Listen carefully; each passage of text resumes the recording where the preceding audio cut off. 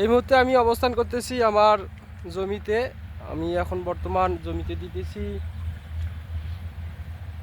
কীটনাশক ওষুধ প্লাস পচানি তারের দিতেছি, আর কীটনাশক আপনার পোকা মারার জন্য কীটনাশক দিতেছি। আজকে বিষয়টা জানাবো আপনাদেরকে, আজকে কি কারণে আমি এই পচার ওষুধ আর আপনার কীটনাশক দিতেছি। আপনি ভিডিওটা ভালো করে দেখবেন। কয়েকটা রোগ আছে জমিতে, ধান খেতে। এই ধান খেতে রোগগুলো থাকার কারণে আমার এই জমিতে আজকে কীটনাশক ওষুধ প্রয়োগ করতেছি। তার আগে আমি একটা বলি, আপনারা যদি আমার এই ভিডিওগুলো দেখে আপনাদেরকে ভালো লাগে, হ্যাঁ, যদি কোনো বিষয়ে জ্ঞান আপনারা পান, তাহলে অবশ্যই আমার চ্যানেলটি সাবস্ক্রাইব করবেন, লাইক কমেন্ট শেয়ার দেবেন। চলেন তাহলে আজকে দেখি কি সমস্যা। প্রথমত আজকে জমিতে দেখাচ্ছি আমি, আমার জমিতে হচ্ছে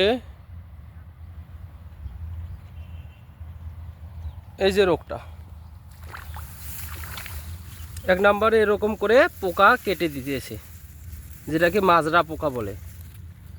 দেখা যাচ্ছে কি জানি না, এই দেখেন, যেটাকে বলে মাজরা পোকা, এরকম ধানের গাছগুলো কেটে দিতেছে। এই যে এরকম করে কেটে দিতেছে সব গাছ, মানে মাজরা বলে যেটাকে। দুই নম্বরে আর একটা আছে রোগ, সেটা পচা রোগ। সেটার জন্য আমি তারের ব্যবহার করি সব সময়। এই যে এগুলো এরকম সিস্টেমে ধানগুলো কেটে দিতেছে, ধানের গাছগুলো দেখতে পারতেছেন।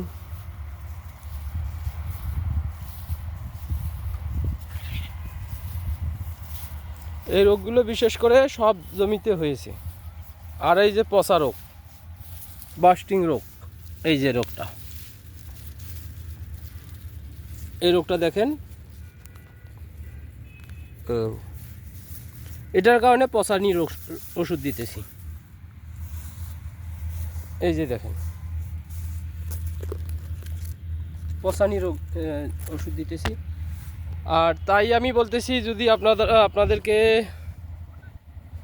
আমার এই ভিডিওটা ভালো লাগে, আমার ক্ষেত খামারগুলো দেখে আপনাদের যদি ভালো লাগে, তাহলে অবশ্যই আমার চ্যানেলটি সাবস্ক্রাইব করবেন। এটা হলো আমাদের উত্তরা ইপিজেড এলাকা, যেটাকে বাংলাদেশ বর্তমান অর্থনীতি জোন হিসাবে চিহ্নিত করছে, কিন্তু এখনও অঞ্চলগুলো মালিকানাভুক্তই আছে। পাশাপাশি কয়েকটা ফ্যাক্টরি উঠছে।